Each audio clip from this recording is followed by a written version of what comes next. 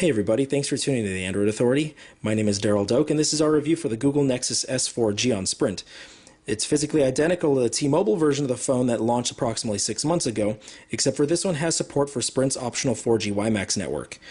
The Nexus S phones are based on the Samsung Galaxy S phones, so there are some physical similarities here, like the volume rocker being located on the top left, the power button being located here on the top right. But there is some changes where they took the power port and the headphone jack and relocated them to the bottom.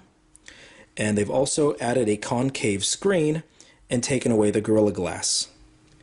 The only complaint I have about the physical side of the device are the rearranged capacitive touch buttons. In comparison, here's a Samsung Epic. See the brightness difference of the buttons. And so in the daylight, you cannot see these buttons at all. And you'll have to remember which order they're in, except for they are different than any other Android phone out there on the market right now.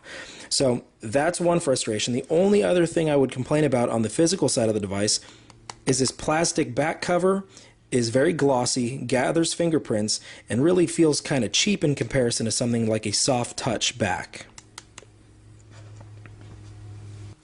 When it comes to the software of the phone, everything is really smooth. It is really nice to use. There's no hiccups anywhere in here. There's no lag. And everything runs very smoothly. There's really only two complaints that I have when it comes to the software. First one is the inability to do more than 160 characters in an SMS. The way you resolve that is by using a third-party application like hand-sent SMS. The only other complaint that I have is the inability to activate 4G through a widget. There's no widget support in this one. So the only way to do it is by going into the settings, going to wireless and networks, 4G settings, and enabling it right here. But when you're browsing the web and you want to download something and you want to jump on the 4G network, there's no quick way to do it. There's no way to do a drop down and doing like quick settings or something like that. Quick settings can't control the 4G. And so there was some frustration on there, as well as doing something like WidgetZoid. It was not able to control the 4G in this phone either.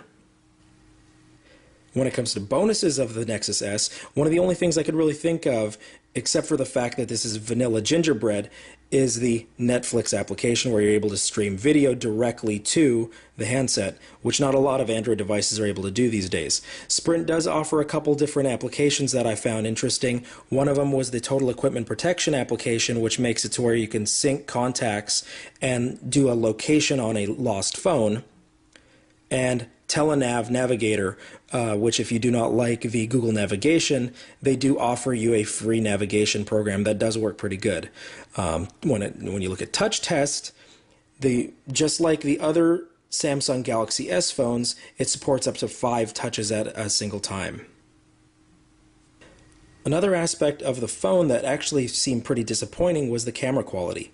When doing still shots, there was still quite a bit of noise in the pictures, even though there was enough lighting.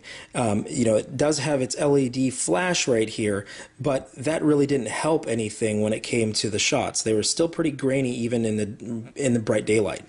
When it came to video quality, it was pretty disappointing because it's limited to only a 480p, where Galaxy S phones are normally limited to a 720p. So I found that pretty disappointing. And then during a quick video call, quick chat, using the front-facing video camera, I had a pretty poor time where it was even on Wi-Fi, it was sending a pretty poor quality of call to an Evo.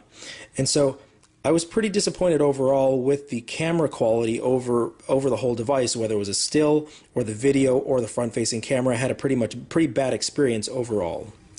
Overall, the Google Nexus S 4G was a pretty enjoyable device. However, there were two glaring problems that I could not actually get past. One of them was a data connection issue, where on a WiMAX connection, I would often only get about a 1 megabit connection, and on a 3G connection, I would only get about a 100 to a 200 kilobit connection. And so these are areas that normally I would see on an Evo a 6 to a 7 megabit connection on WiMAX, or a 7 to 800 kilobit connection on 3G. And so So that was a big problem.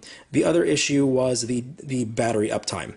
There was one point I only saw about a little over 6 hours on a battery from 100% down to 0, which it was pretty unacceptable for a device that is running vanilla gingerbread, and really there's not a lot of stuff that was running in the background. So I was pretty disappointed with that.